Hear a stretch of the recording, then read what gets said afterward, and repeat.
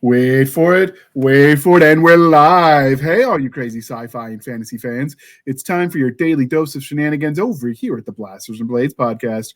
Just a couple of nerdy veterans and one chaos coordinator geeking out over our science fiction passions and fantastical fantasies. A place where magic is king, the sky is the limit, and space is the place. We are the podcast that puts the fun in dysfunction. So without further ado, first I will get rid of some podcast business for you, dear listener. So this episode is being recorded in June, and like most of the June episodes, because of work schedules, Nick will not be with us on the podcast because of his works, but we are replacing or rearranging when we record for July. So hopefully July forward, you'll start to see Nick again because he missed being on the show. So we had to readjust calendars to make that happen for him. Dang his day job wanting him to show up and stuff. What's that about? Ridiculous. I know. They're supposed to just pay you to like stay home and stuff. Exactly. All right. With that being said, Miss Andrews, can you introduce yourself to our listeners and viewers at home? I'm J.A. Andrews, and I write epic fantasy. All my books take place in the same universe, my own personal Cosmere kind of thing. And all my main characters are keepers who are magic wielders, but they're also like librarians and storytellers. So there's not a lot of like fighting magic, but there's a lot of books. We have just so many books and so many stories. So when you say librarians, are we talking about like the librarians franchise where like they're keepers of all the magical items and artifacts and protectors thereof? No, they just have like a huge library, probably like the biggest library. It's like the 7-story library. So they're just sort of the keepers of all the knowledge and history and stories and also magic for their whole land and the lands around them.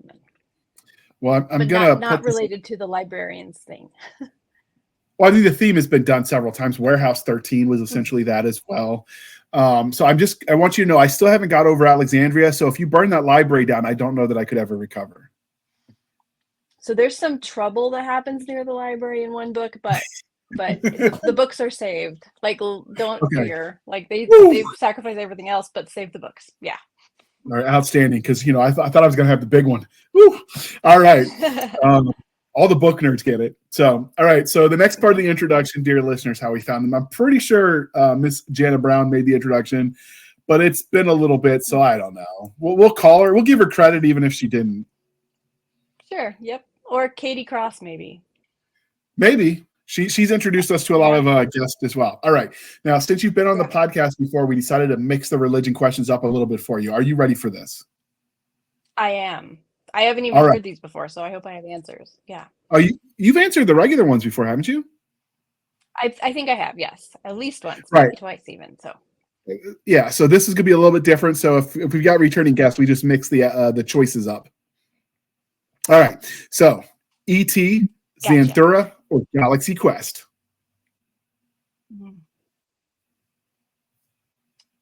I think I'm going to go with E.T. I actually... we watched it. We showed it to our kids sometime in the last year or so.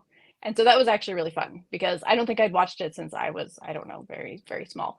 But it was just as endearing as I remembered it being. So I'm going to go with E.T. Yeah. Yeah, that's the one thing. Like I'm trying to... Lately, movies have been either crappy or so laden with age inappropriate content that I couldn't show them to my kids. So it's made like finding family movies difficult. So I found I'm going back to a lot of the stuff I watched as a kid.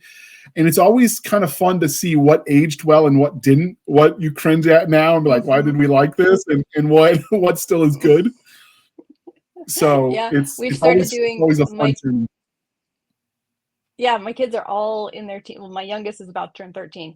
And so finally, yeah, like we can watch, like so many more movies are available. But we keep finding ourselves going. We watched Willow a couple of weeks ago and we watched The Fugitive. Like we just keep picking these movies from like the 90s or the 80s because we watched Short Circuit. Oh, number 5 alive. It's been really fun. No disassemble. Yeah, it was really fun. It's funny that you say It's funny that you mentioned Willow because that was one that almost made the list, but I mixed it up a little bit because, given what you write, I tried to keep kids' movies was my theme, right? For sci-fi and fantasy, Gotcha. and that was on my list. But I use Willow a lot, so I'm like, let me mix it up. So, all right. Yeah. Labyrinth, Yeah. Hook, or Matilda?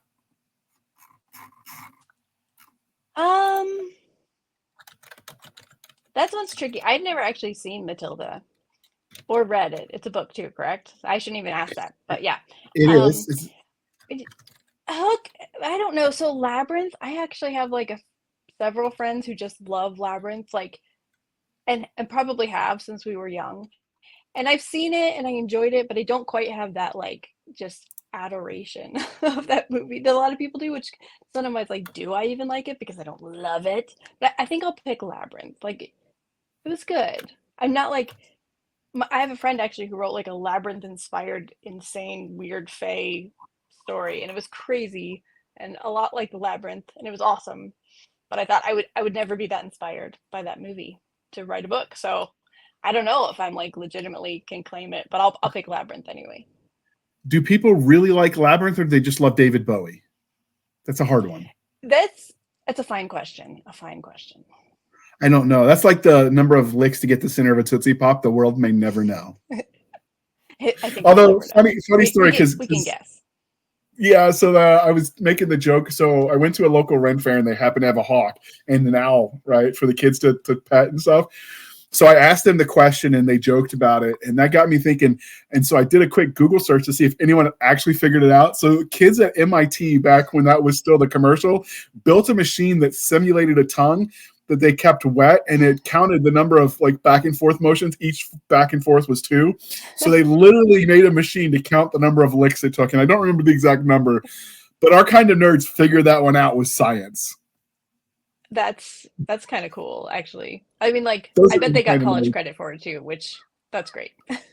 Yeah, that was one of their projects for like their introduction to whatever engineering that they did. Yeah. So those are my people right there that took the time to figure that one out, to math that out for us. Yes, because we need to know for that Right. 30 seconds that we Google it, we need an answer. Yeah. That's right. And they weren't the heroes we deserved, but they were the heroes we needed. That's right.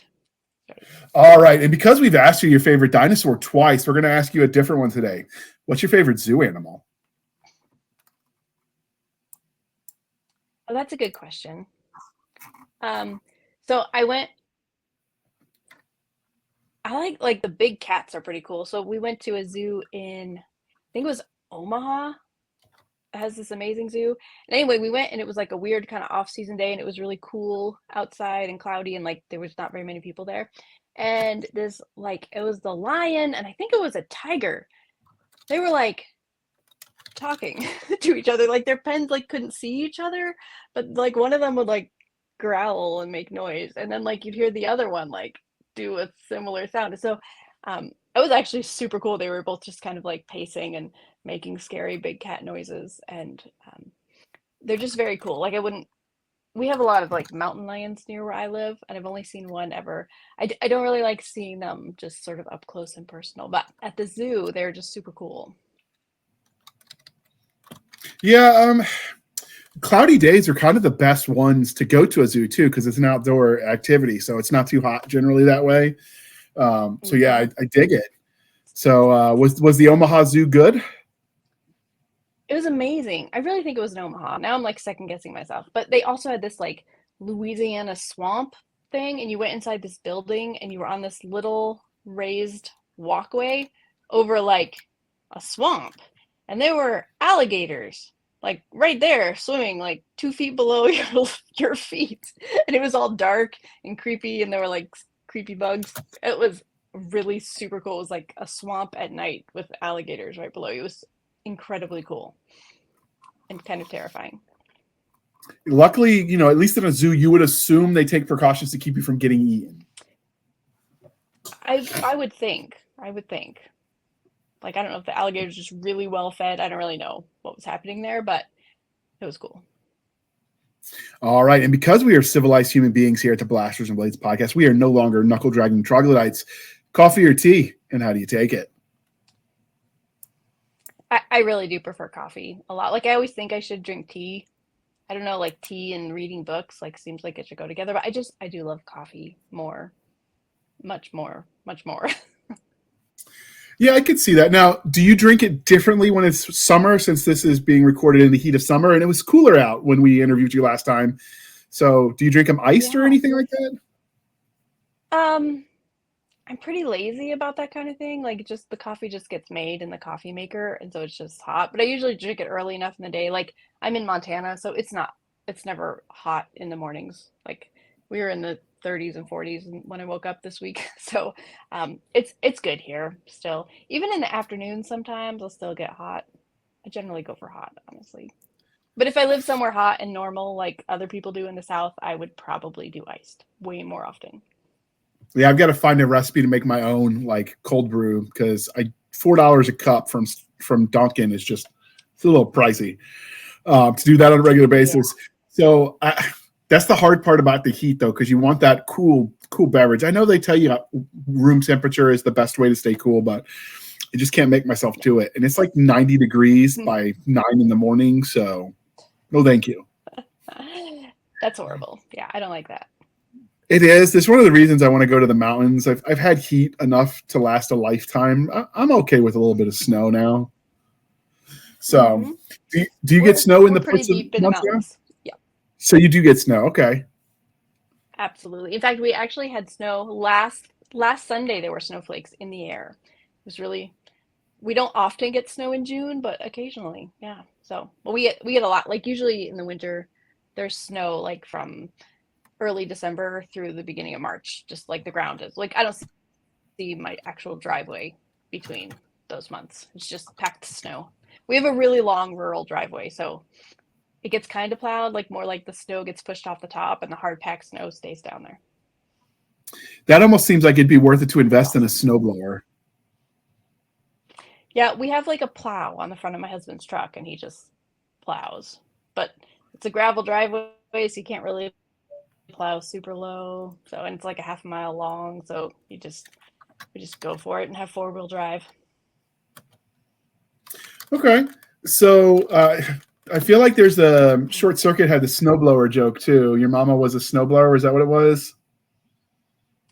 Yeah, That was that in was what it there. was. Your mama was a snowblower. Yeah. Hey, laser lips. Your mom was a snowblower. Um, I see. It's perfect Mm-hmm. timing for that show. It's like we were Yep, walking right into it. All right. it right. So we had you on to talk about your subscription service that you're doing with your world, Mm-hmm. because I've seen some of those out there, but we've never talked to anyone that did one. So before we get into what the subscription service is, can you tell us, for anyone who didn't catch your other episode, what the world is? Like, give us the overview as a starting point. Mm-hmm.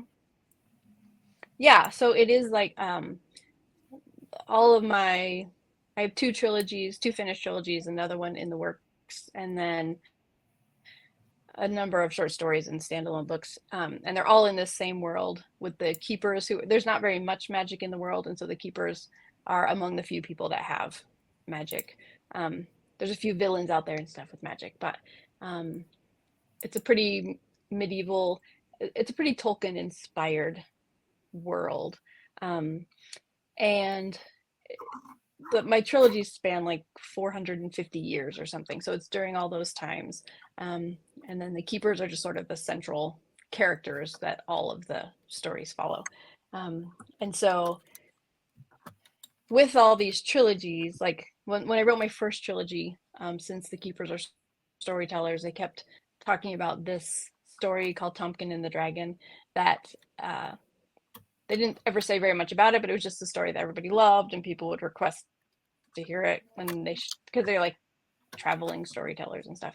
And so this uh, when I finished the first book, so many times in that first novel I had mentioned this Tompkin and the Dragon story, and people kept like saying, well, what's the story of Tompkin and the Dragon? I have no idea. I don't know. I just get all like, I don't know what it's about. And so I figured I should try and write it.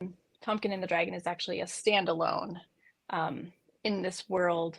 And the only thing it comes into is that it's just referred to as a story that people love. So that's the basis. That's the book. I'll get it on here. That Hold on, I'm gonna put you solo it real just came quick. out Can you show us the cover? as a novel. Can you show us the cover real quick? So here we go. Show up. Oh, I like that cover too. I dig it. Yeah, it's super fun. Yeah. So that it's just it's a like 50,000 word. I mean, I guess that counts as novel. When you're writing epic fantasy, that doesn't feel like a novel, but yeah, it's kind of a short standalone novel in the world. And so, do you want the whole story of how the subscription thing came around? Yeah, I was Or do you have interested other in it. questions and I'm jumping ahead? No, Yeah. I was interested in both the world and sort of how it came about, because I mean that's a bold undertaking to do that. Yeah. So the story was already like I wrote the story in 2016. I think I published it in 2016 at the end of the year. And it's kind of a YA sort of feel to the story. The rest of my books have adult main characters, but Tompkins more like, I don't know, I think he's high teens. I don't remember if I said that he was 20 or not. Anyway, he's the younger son of this duke, and his older brother is like the epitome of the hero. And Tompkin is very bookish, and he does like the record keeping for his family and all this stuff, but he just like desperately wants to be a hero. Like his internal monologue, he's always like rewriting his life as a heroic story, even when he's not doing anything exciting. And so this one day he's the only one there taking care of their little keep that they have, and they get this report that there's a dragon, which Tompkin doesn't believe because dragons are actually really rare. But anyway, he ends up sort of going and telling them he'll check it out, even though he doesn't believe there's a dragon. And so he gets to this sort of abandoned castle, ruined castle, and there is a dragon there. And Tompkin, who is he's just a complete nerd. He doesn't know how to use a sword. He's brought his family's like hereditary sword with like the big jewel, and it's like super important.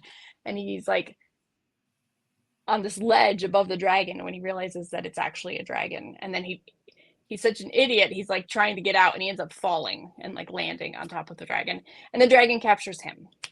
And so the rest of the story is Tompkin trying to escape the dragon. And there's a girl who's trapped in there as well, but she refuses to think she said she's gonna live there, and she and the dragon are going to partner together and put this castle back, like make it grand again, and this is going to be her home. And he's just like, you're crazy.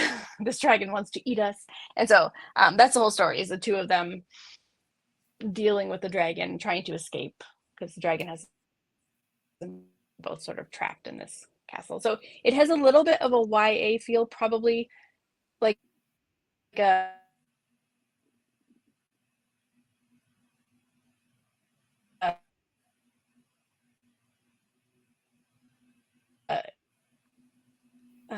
very like trapped, or is she not?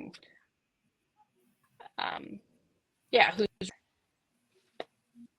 and sort of short and linear, and kind of a good adventure romp. So you mentioned that like they're trapped together. I'm sorry, there's a little bit of a lag. This is the downside of living in the mountains, is sometimes the Wi-Fi is not the best. And we get that because we have several guests who more rural. Like that seems to be the dream of every author I've ever met. They just want to live on a homestead and write and read books and tell the world to go bounce.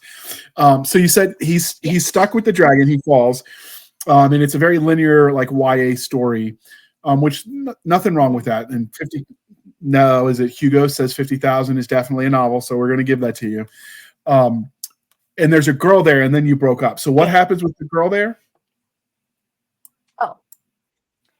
So the girl thinks that she is not trapped at all. She thinks she's partnering with the dragon to rebuild this ruined castle and make this great home for the two of them. And Tompkin is just like, you're an idiot. He wants to eat you. Like, he's keeping you around until he's hungry enough to eat you. And so the two of them back and forth through the book. She's trying to convince him the dragon's just fine, and he's trying to convince her the dragon's going to kill them all. And so that's the story, the two of them trying to work that out. And they really are trapped. And so they're also sort of trying to see if at least Tompkin can escape. I will say that one of the cool things about, like, if you look at pictures of like England and the UK and Europe in general, the ruins of the castle kind of give, like, it's almost a story in of itself as you look at that and you can envision all the things. A lot of times when you get epic fantasy stories, like, everything is new and fresh because it's all like lived in, right? You don't often see in fantasy where ruins play as much of a role. But in a world where castles are there because warfare exists, you have to imagine there would be plenty of ones that lost and are just ruined, right? Because they lost the war and they raised the castle. So I think that's kind of cool that you did that, where it is a ruined build structure. Is that something you consciously did, or is it sort of organically happened and you went with it? It was partially on purpose because Tompkins' imagination is just so much in overdrive all the time.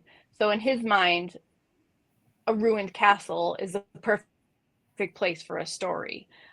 So he's very excited to go to this ruined castle. And then the girl Mags, who's stuck there too, she has a kobold actually who's good at fixing things. And so she's like, this ruined castle is the perfect place to start a home because she can rebuild it and they can make everything wonderful and it can be perfect because clearly no one wants it right now. So she's just going to take it and she's going to create a life here. So the ruined castle itself it's not quite a character, but it's very central to all the themes and most of the conversations. It's very, I don't know how old the characters are, but I get very juvenile vibes from the Finders Keepers, because as adults, we're like, well, somebody owns the land. Somebody's going to want taxes. You can't just take it. And as a kid, you could definitely see, well, I found it. I fixed it. It's mine. Go away. Right? If you wanted it, you would have fixed it, and you didn't. So, yeah. How old are the characters? They are they're actually like late teens. And part of the dynamic between them is she's running away from all sorts of things she's not talking about. And so she thought she could hide there and take it over because nobody cared. But Tompkin, whose family actually owns the land technically that it's on, is like, he thinks she's actually just a little bit crazy because she's saying things like, well, I can just have the castle because you don't want it. And he's just like thinking like, you're not... you're too old to think that that's really the way all this works. And so, they both think the other one is a complete idiot, actually. And to be fair, they're both really acting like idiots at the beginning when they meet. So Tompkins shows up to fight a dragon he can't fight, and she's squatting in this ruined castle and thinks that that's going to be okay, that somehow that's all just going to work out. So. But it sounds like it'd be a fun story. I mean, you could almost see that one like live action or like children's, like cartoon animated, whatever. That could be a fun story. Yeah. To see on the two screen. of them are, I mean, it's like a enemies to lovers sort of thing. I mean, the enemies to, at least they have a truce at the end of the story when they leave. So. Okay. So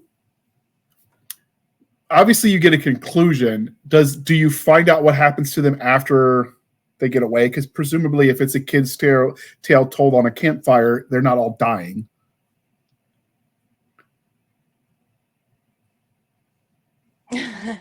Yeah. So the whole story couched, here's one of the keepers from my other series is actually telling the story of Tompkin in this book. So we have a little prologue where he talks about it. And then we do have like a tiny little epilogue at the end where he kind of explains the happily ever after and how Tompkin and Mags lived the rest of their lives. So it's not, there's no tragedy. This is all happy ending. So you showed us the paperback copy. Presumably it's also available as an ebook. Are any plans for an audiobook? Yes. There is an audiobook up on Audible for it. Oh, okay. I'll have to check that out. I get my credit back soon, so I can do that. Oh, nice.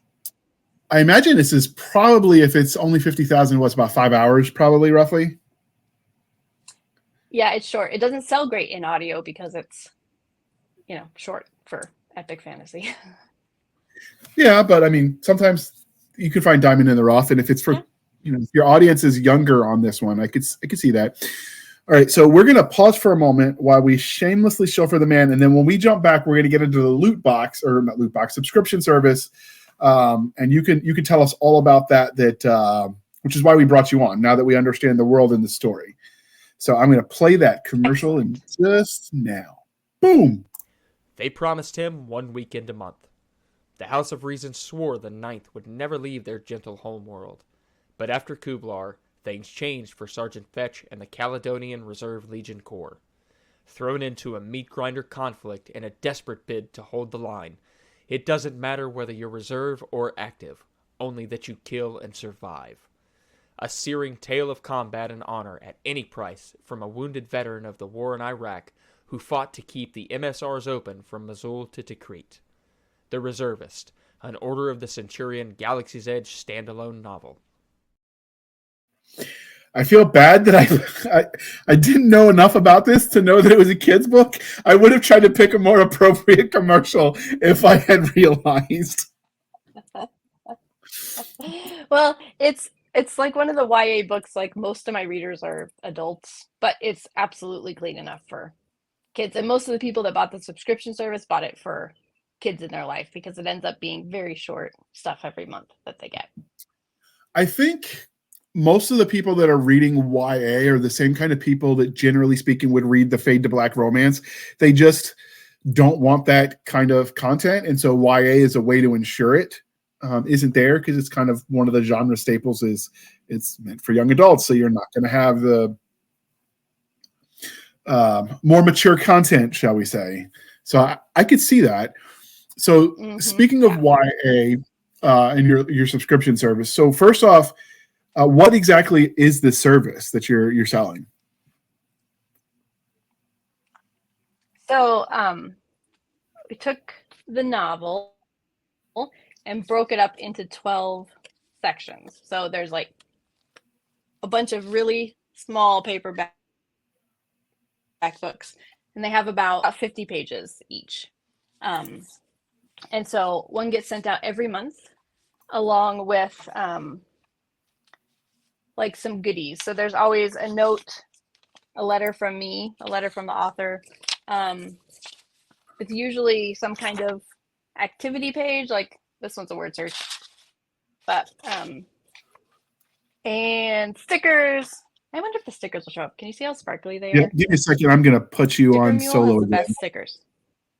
Okay. Oh, they do sparkle. Yeah. I see it. Yeah. So like, yeah, they do. So stickers and bookmarks. One month we did a pin. It's actually kind of bulky and hard to fit in the package, so no more pins.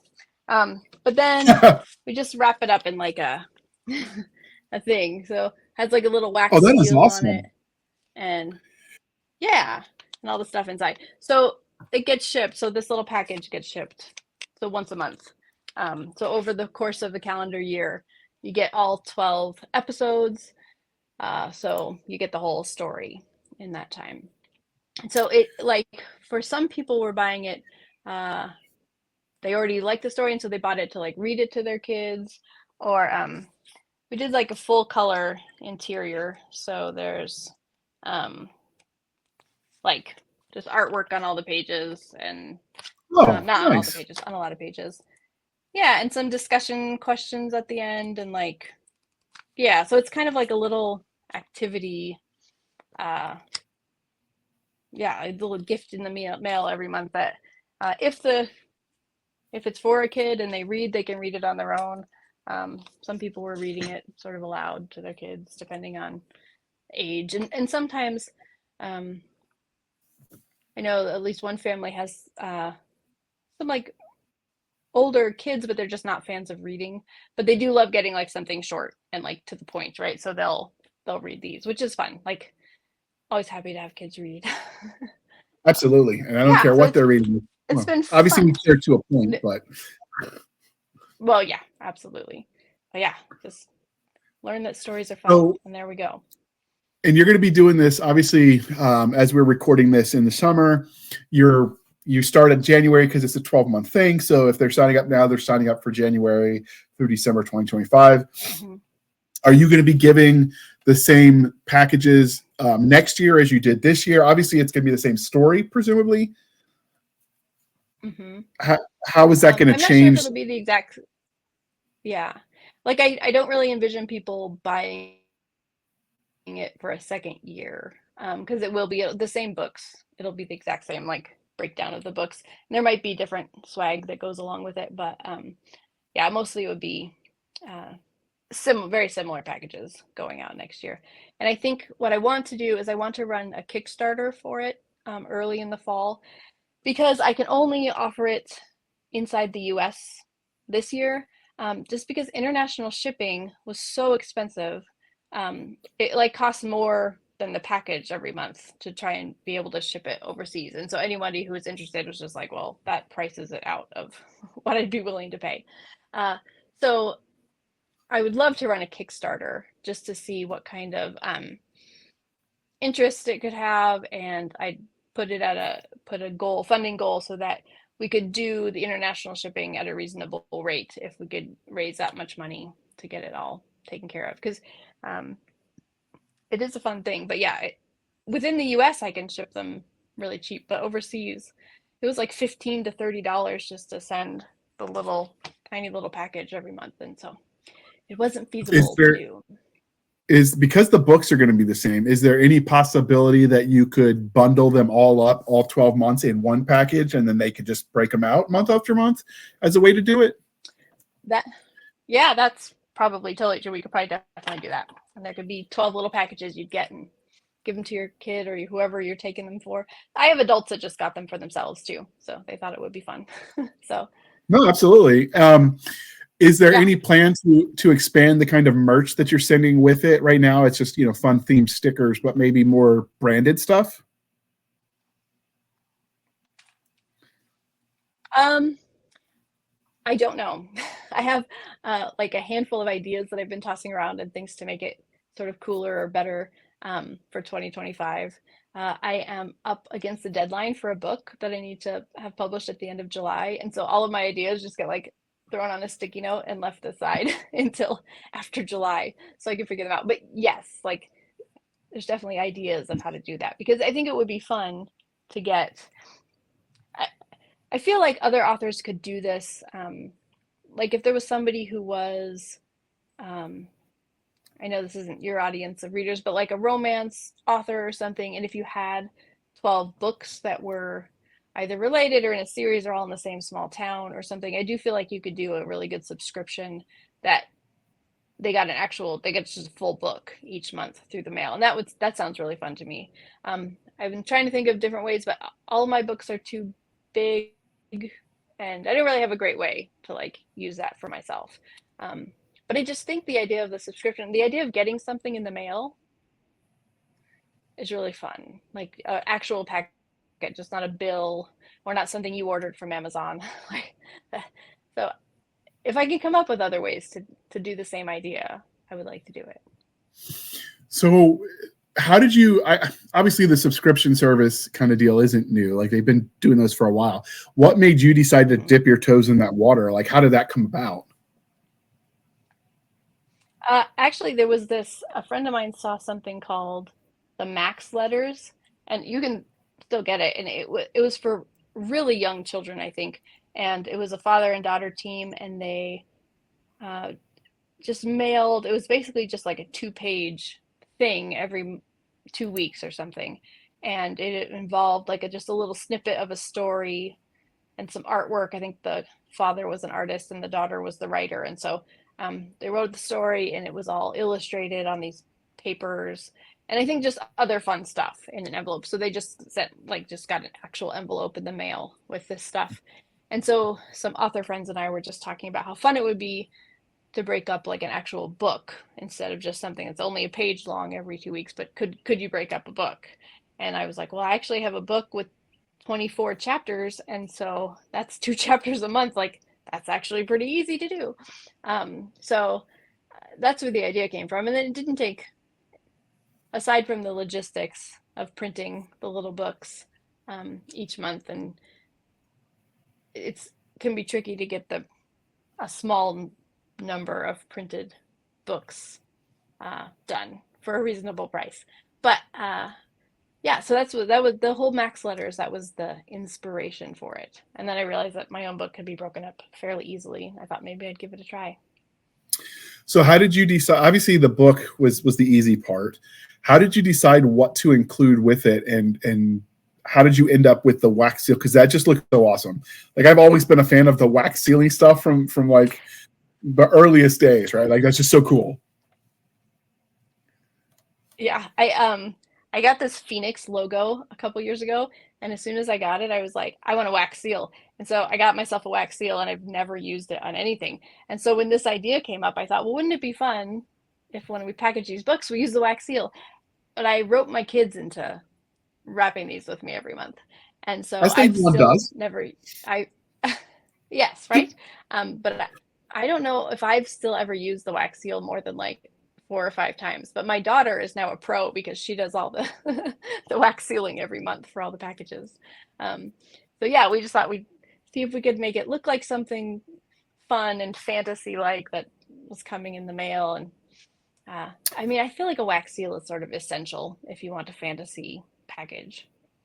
And it looked like the paper that you had on the outside looked kind of like parchment-y, and I thought that was kind of cool. Was that intentional to get the aesthetic? Yeah. It's kind of parchment, and there's like, that was the goal. Yeah. Oh, dropping stickers. Yep. So. Oh no, not sticker down. We have a sticker down. Just to make it as fantasy-like as possible. So how did you determine what? I mean, obviously the book was the easy part. The parchment look and the wax seal, very fantasy vibe. So that seems like self-explanatory. But the rest of it, the letter obviously is just, you talking to your readers. But how did you decide what stickers, what merch, what all of that went involved? I blame my author friends when we were discussing this, because most of them, it's a group of women authors, and most of them write much more romantic fantasy than I do. And their readers just love stickers and art prints and bookmarks. And I feel like among epic fantasy readers, like, I just don't get the same like draw towards some of the swag that authors will put into it.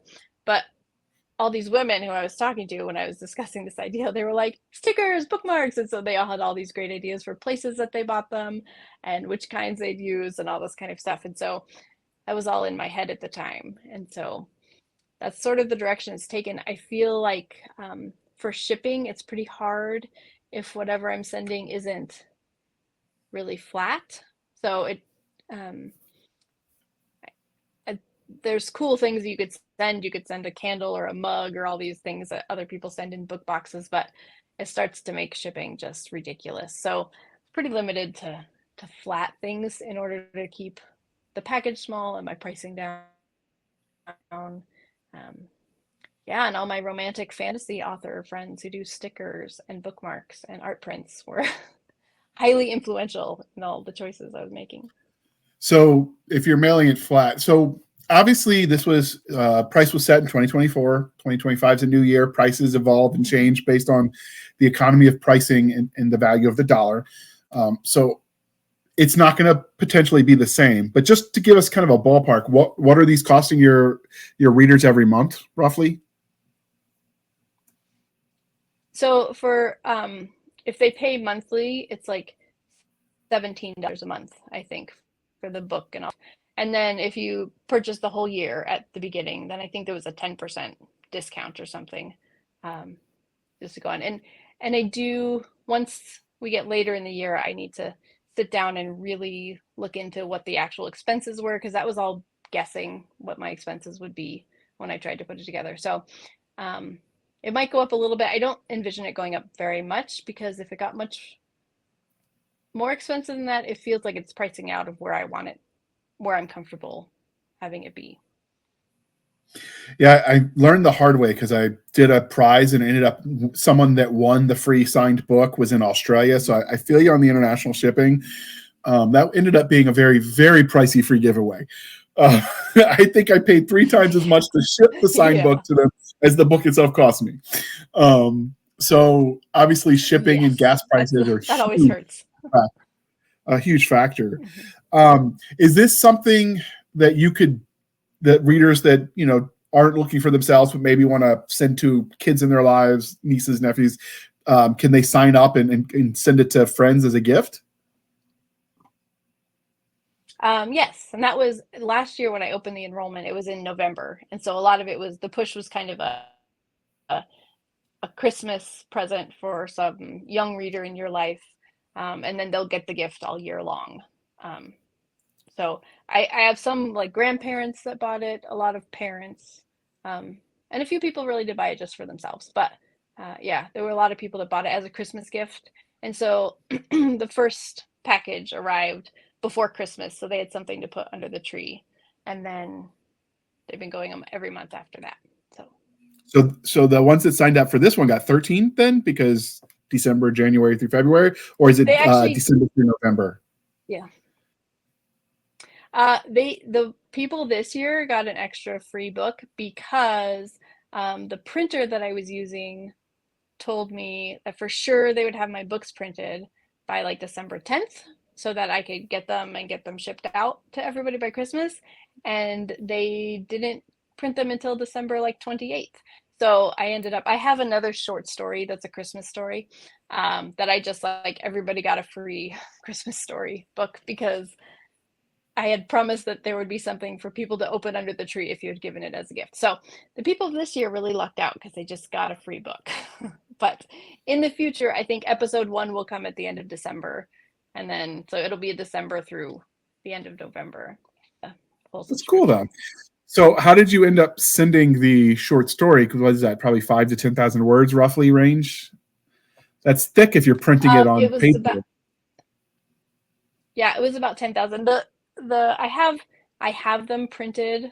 They're for sale on Amazon, and they're like $5 or something to buy an or $5. They're tiny little books too. They're like 40 pages long, but I use them a lot in just like takeaway, or as if somebody orders a bunch of other books, I'll stick that in as a little extra because they're pretty inexpensive to print. So thankfully, I had enough of those around the house that I could just package a bunch up and ship them off.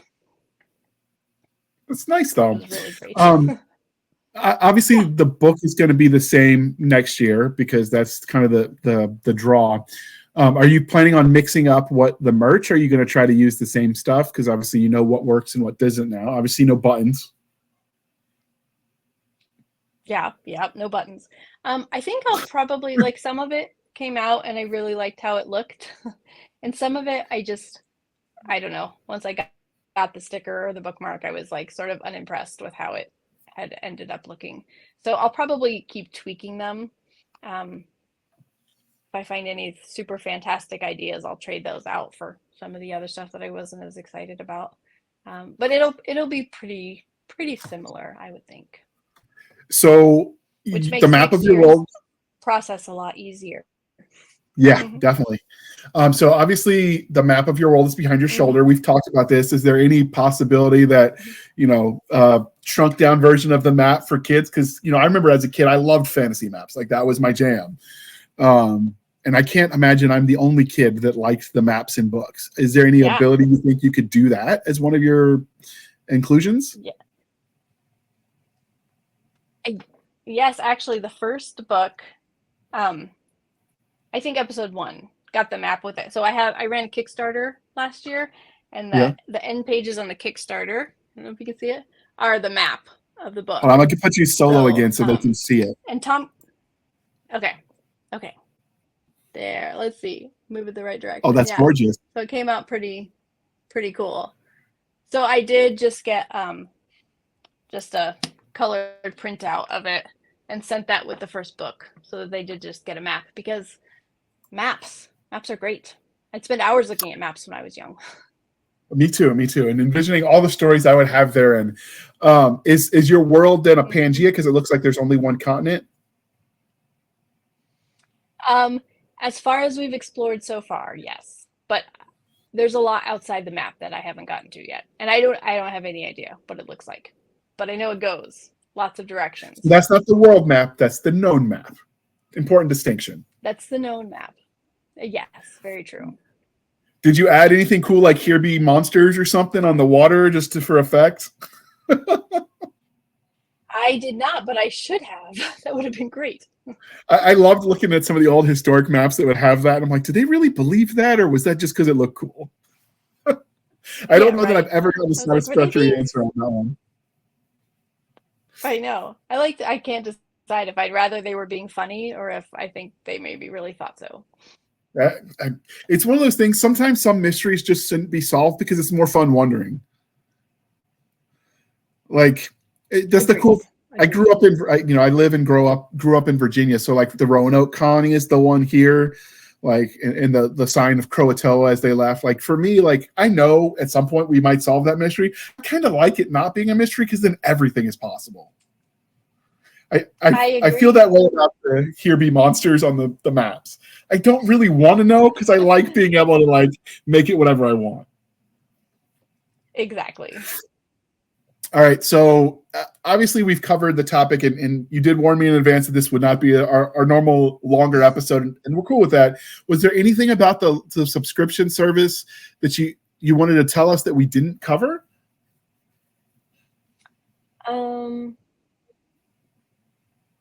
I don't think so. Thankfully it's pretty straightforward, which has been nice. Just aside from the couple hours every month my kids get to help me doing stuff. They haven't complained too much yet. We'll see. We're halfway through the year, so they're all getting better at their assigned jobs, so it's all going faster. Yeah. And you feed them, so that generally is a good motivator. Yes, and they get to steal, stickers and bookmarks and wax seals if they want to. So nice. All right, so what are you writing now? Obviously, this is being recorded in June. We're airing it in July. So, but what are you recording? What are you writing now? I am working on book 2 of my trilogy called The Enigma Lights, and this has been one of those theories that's been fighting me a lot as we've trying to finish it up here. Or well, this is only the second book, so I'm only 2/3 of the way done almost. But it'll publish in July. It is also in the Keeper's world. We follow a keeper named Kate, and she is off on an adventure in some elven forests and getting herself in way too deep. All sorts of elven trouble this time, and trouble with history that's about 400 years old, because my keepers love the stories and the history, and so they're always embroiled in these long ago stories and trying to figure things out. There's a little bit of an Indiana Jones vibe. They have some treasure hunting and some caves with booby traps, and it's pretty fun. It's a pretty fun adventure-y kind of trilogy. Nice. Now, obviously, we'll have all the links in the show notes, but how can listeners and viewers at home find you if they wanted to stalk you on the interwebs?